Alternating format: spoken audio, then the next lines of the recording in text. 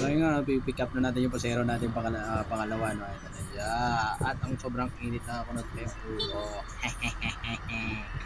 Ayun na nga, umikot na tayo. First time natin dito sa lugar na to. At ayun na nga si ma'am, nakakunot ng ulo sa sobrang init. Tapos binigyan ko siya ng shower cap. Ayaw pa magpakuha na sa shower cap. Nakaka-bad trip. Ayun na nga, ay nakakamuha na si ma'am. At ito na nga, susunod shower cap.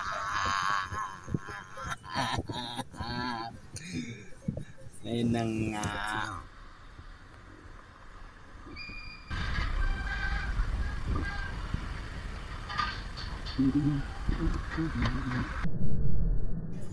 Ayan na nga, ayun na, nataranta si ma'am sa sobrang init, nahulog niya yung aking helmet cap.